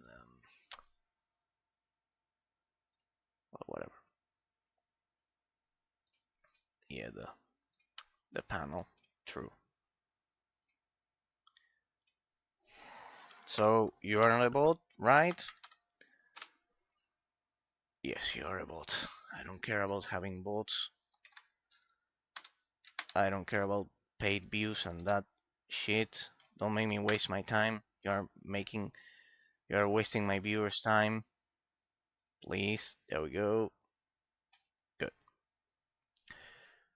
There we go. Don't waste my viewers' time.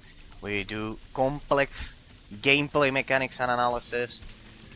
Buying views is in fact the very reason why we get distorted views over at Twitch when we have people with who pay for those views and who pay for those views when they shouldn't have an audience because they don't provide anything to the community, and then you have people like me that are doing their complex thingies, for example my complex analysis that provide a lot to the community, and then they are not watched at all due to the fact that you are selling bots to other people who, sorry to tell you this, have no talent whatsoever because they don't provide anything whatsoever like my amazing reviews.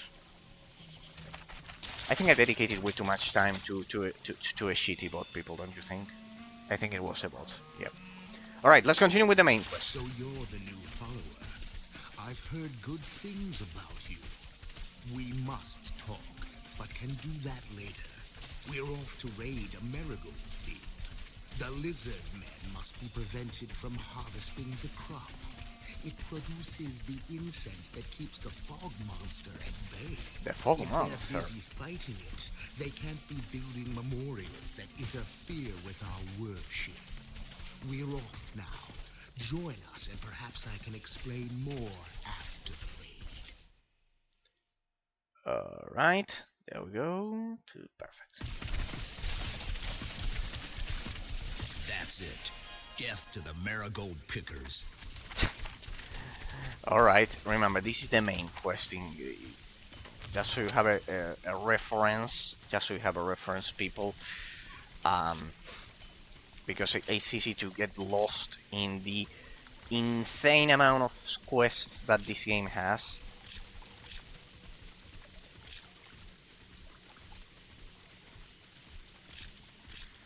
We are basically protecting humanity against we always get the kind of like the trust of the tribe, let's say, and then we ensure that they don't that they stop attacking human settlements, right? That's basically the idea. Yeah, I forgot to do that. Clear the chat. There we go.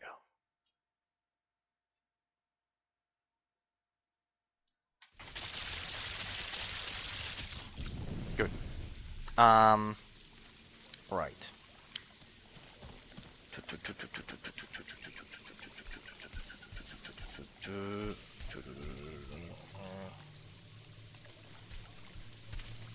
Right, good. Uh-huh. Alright, the main quest is quite close, and it leads us to the zone that I originally wanted to explore. So we'll continue with that one because the rest of them are kind of like at the southern section of the map. That's the idea. Let me refresh the chat. Now that I banned the bot. There we go. Great. Let's not interrupt it. See, these bots make me lose track of the analysis because they write in chat those long messages and Animal product with 3 letters. Fur. and I have to clean the chat besides for you people. Besides banning them, I have to clean the chat, otherwise you'll see their gibberish. And that's a terrible image that I don't want to give to give to you. To give, yeah. I want a free of bots chat, and kind of like the opposite from a lot of shitty streamers that fill their chat with bots and like that's how they get views. I kind of like exactly the opposite. I want a chat free of every single fucking bot ever. So yeah.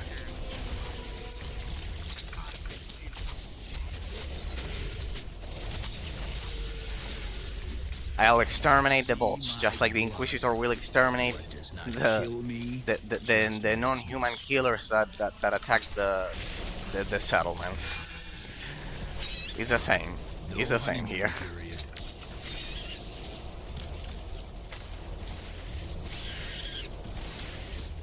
There we go. Good.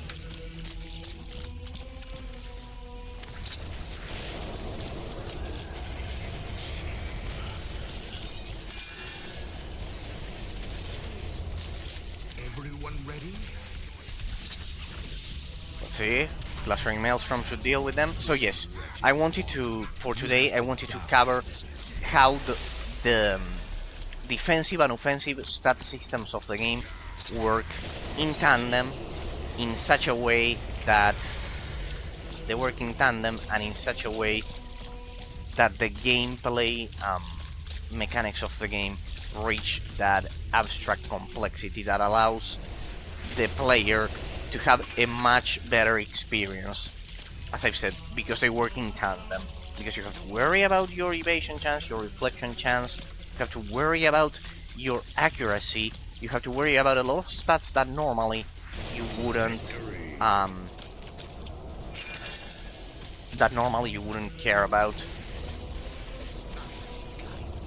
That normally you wouldn't care about in a lot of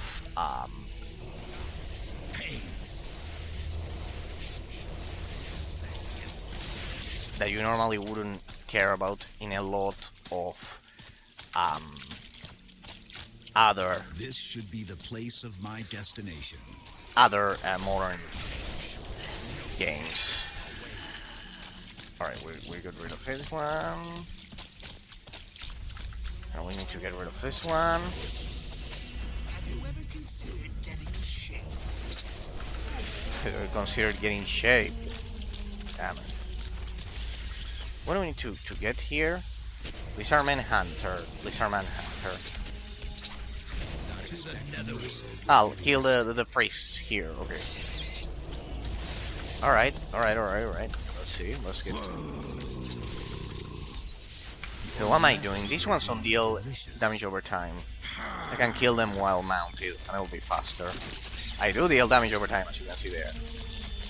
That one, yes, I killed all of them. And the one I had to kill, there we go. Let me save. Let me flush the toilet of that this game is. This system is kind of like the one that actually works, kind of like flushing the memory. Oh, what's that? The objective is over there. So, you're a good fighter and ally. I like your spirit. As you know, I perform the ritual of immortality. It's a simple thing, really. I kill you, then use the magic energy of this land to transform you from a worshipper into one of the worshipped. Are you ready to receive immortality? Interesting. What does he mean? Ah, you can only decline. Good. See? This one is a clear decision. Decline, not getting killed. So you refuse the gift? Yes, granted it's a technicality, but it is still immortality. Very well. I respect your lofty goals. I only hope you don't regret passing this up if your destiny doesn't prove to be as great as you expect. Well, maybe I'll come back to that later. We'll see. Can you accept it? No, you can only decline it. I mean, there's no way you can actually choose that. Or what? There's no way you can actually choose to get killed, I guess. Hey, this zone, what are we exploring actually? Ah, this zone. Inside of this circle, incredible. Inside of this forest, kind of like everything is kind of like alive, and look at the stark contrast between them. Alright, so we close the chapter on the stat system that I wanted to talk about today. We close that chapter, people, because we've, as I've said, we pretty much explored it just as I wanted. Bottom line conclusion is that the game does feature an amazing stat system. I cannot kill those mounted. It provides a stat system that definitely a stat system that works in tandem and makes the player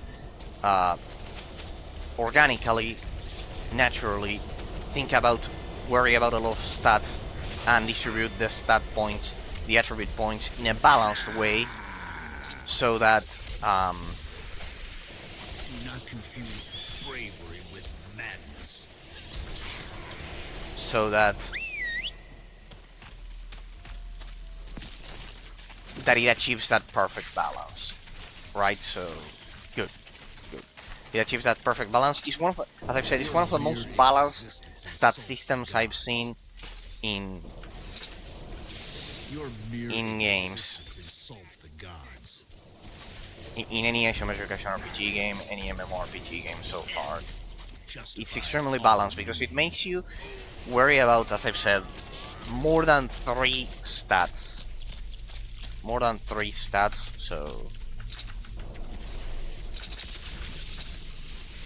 yeah, pretty good. Alright, and with that we finish our